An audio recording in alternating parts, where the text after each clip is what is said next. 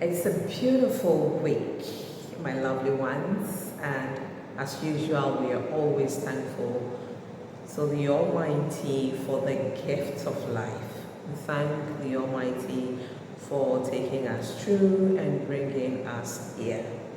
We thank Him for favor, for grace, and mercies. I am Dr. Juliet Adoina Yaira Tengi.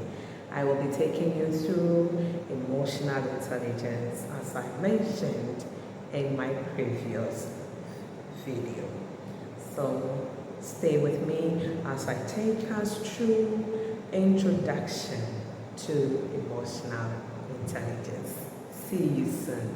Stick and stay. So you're welcome, my lovely ones. What is emotional intelligence? I seem to be so happy about this topic because that is my domain. I spent my whole PhD thesis studying, researching into emotional intelligence, leadership, and social and emotional learning. So guess what? As I take you through the introduction, we'll be learning a few things on how we control our emotions, how to assess ourselves, how to manage ourselves, manage others, and our relationship with others. We'll have a lot to talk about because it is so exciting. I'll start by defining what emotional intelligence is in its simplest form, in its basic simplest form. So if somebody asks, what is emotional intelligence? Emotional intelligence is the ability to control ourselves, manage ourselves, and try to manage others. I love this definition because of the word control. Control is everything. So when we break it down, we are trying to understand ourselves, first of all. Then we will manage ourselves. If you are unable to manage ourselves, we cannot manage others. And after managing ourselves, then we will be able to manage others. So we have left those days where we leave things to people. We have to now try and manage others. All right, so that's it for the definition. I would also say that emotional intelligence directly comes from attitude, as in the ABC, the A being the affective. So anything affective, we are talking about how we feel, our emotions, and that's what we express. Okay. When we talk of the B, we're looking at behavioral. Behavioral is the actions that we portray, our character, what we do. So that is what is seen, the behavior we put up. And the C, which is the cognitive, are our thought processes. Look at that. So our thought processes, we are looking at our mental faculty, how we think, how we reason, how we are rational, and that is where all the logic is coming from.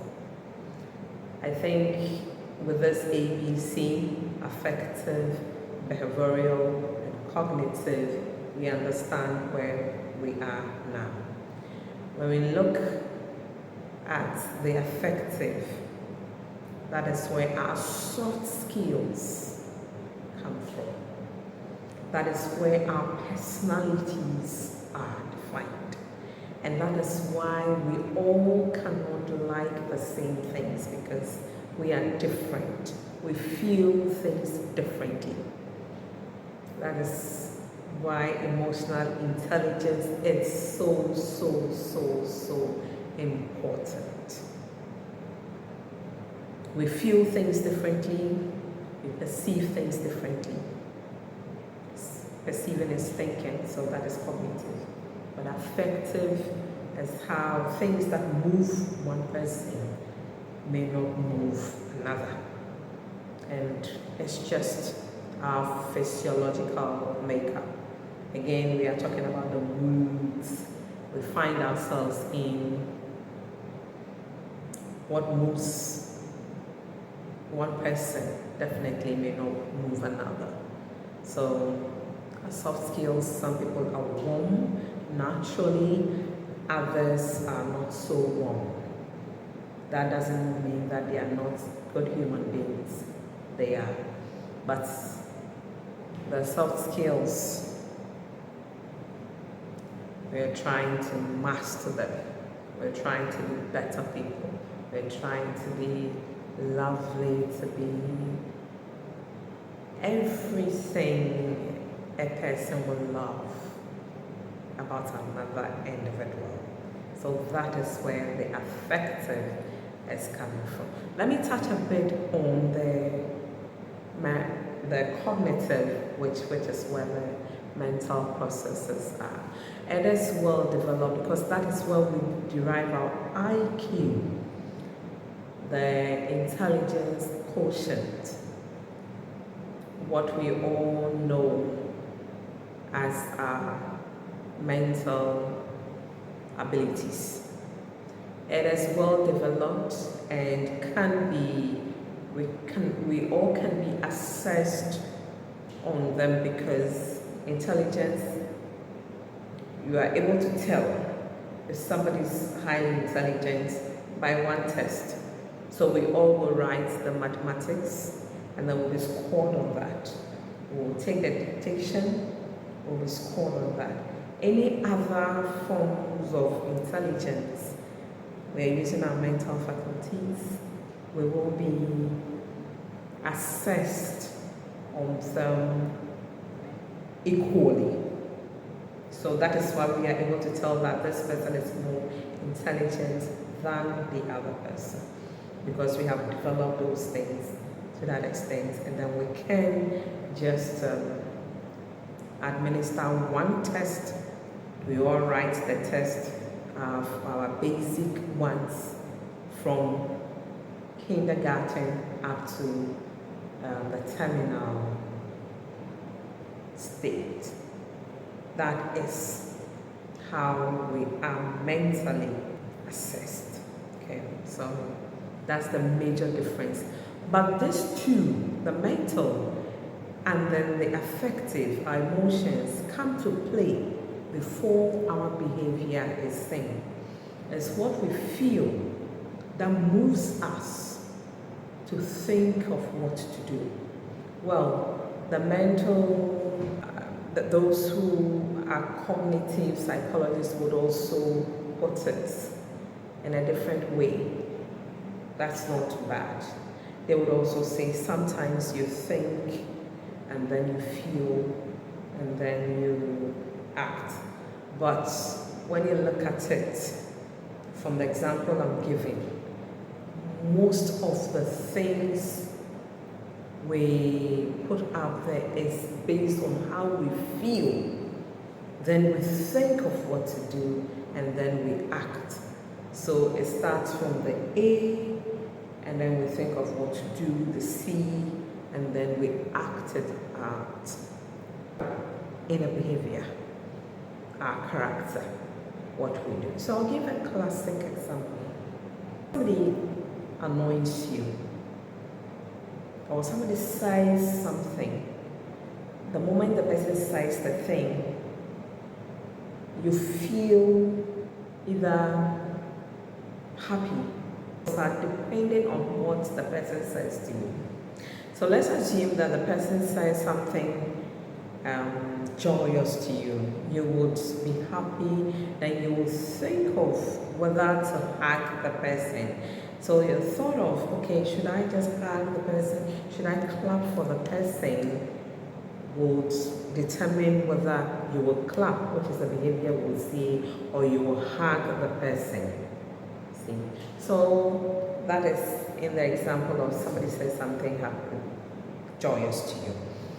On the other hand, if the person says something to you that makes you angry, you also feel the anger. So how you're going to think of what to do. Should I react by just letting the person go, or should I go and attack the person? Then we see the behavior. Okay, I would touch on the emotional vocabulary since I mentioned the sadness and the anger. We have six items in the, or let me say elements in the emotional vocabulary. One is happiness, second is surprise, we have anger, we have sadness, we have fear, and then we have disgust. I will be talking about this on their own in other videos in the series. So I'll be trying to elaborate on them. So when each of the elements is related to emotional intelligence, but what people dwell on the most is anger, because it is seen to be directly linked to emotional intelligence. So people just think that if you're angry, control your anger, and that's it. No, the others too. If I give an example of fear, the too much fear can also lead you to show some emotions that can either be detrimental to your health. An example I gave is, I heard in the news that there was this little boy who was climbing a coconut tree.